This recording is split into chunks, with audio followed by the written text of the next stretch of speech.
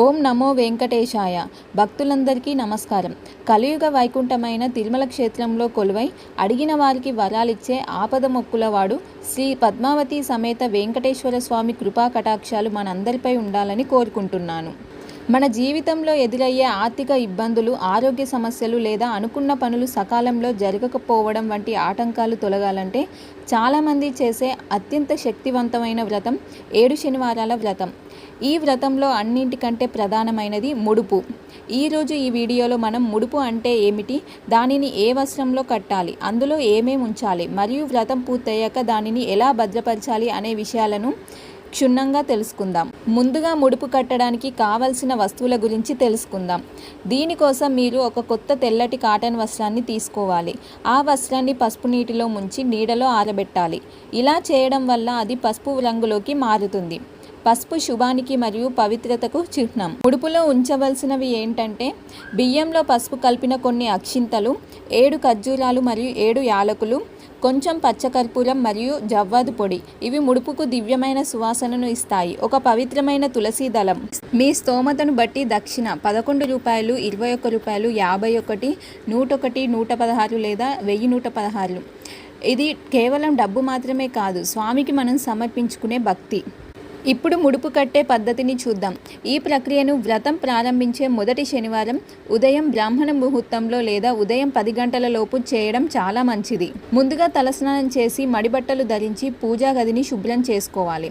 పసుపు వస్త్రాన్ని స్వామివారి పటం ముందు ఉంచి దాని మధ్యలో పైన చెప్పిన దక్షిణ అక్షితలు, తులసి దళం ఉంచాలి. ఇప్పుడు మీ 2 చేతులతో ఆ వస్త్రాన్ని పట్టుకొని కళ్ళు మూసుకొని మీ మనసులోని కోరికను స్వామివారికి విన్నపించుకోండి.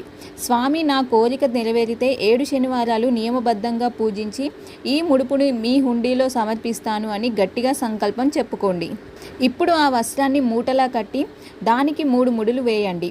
మొదటి ముడి వేసేటప్పుడు గోవింద, రెండో ముడికి శ్రీనివాస, మూడో ముడికి వెంకటరమణ అని జపించండి.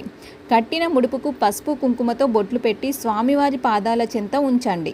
ముడుపు కట్టిన తర్వాత 7 వారాల పాటు మీరు చాలా నిష్ఠగా ఉండాలి. ప్రతి శనివారం మీరు పూజ చేసేటప్పుడు పటంతో పాటు ఈ ముడుపుకు కూడా ధూపం, దీపం చూపించాలి. మీరు స్వామివారికి ముడుపు కట్టి ఇంట్లో ఉంచినట్లయితే ఆ ముడుపు ఉన్నంతకాలం ఇల్లు దేవాలయంగా పవిత్రంగా ఉండాలి.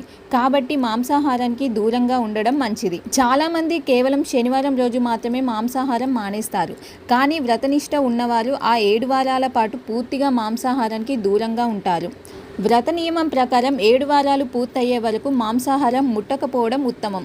ఒకవేళ ఉండలేకపోతే కనీసం శనివారం మరియు దేవుని పూజ చేసే రోజుల్లో ఖచ్చితంగా దూరంగా ఉండాలి. ఇంట్లో మైల ఉన్న సమయంలో ముడుపు ఉన్న గదిలోకి వెళ్ళకూడదు, దానిని తాకకూడదు. ముడుపును ఎప్పుడూ నేరుగా నేలపై ఉంచకుండా ఒక చిన్న ప్లేట్లో లేదా పీఠంపై ఉంచాలి. చివరిగా 7వ శనివారం వ్రతం పూర్తయిన తర్వాత ఆ ముడుపును ఎక్కడో దాచిపెట్టకుండా మీ పూజా గదిలోనే పదిలంగా ఉంచాలి.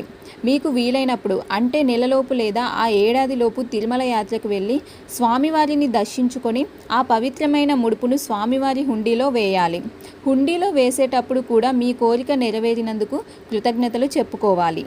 చూసారుగా శ్రీ వెంకటేశ్వర స్వామి ముడుపు కట్టే సరైన విధానం. ఓం నమో వెంకటేశాయ. గోవింద గోవింద. మీకు ఇంకేమైనా డౌట్స్ ఉంటే కామెంట్ చేయండి, నేను మీకు రిప్లై ఇస్తాను.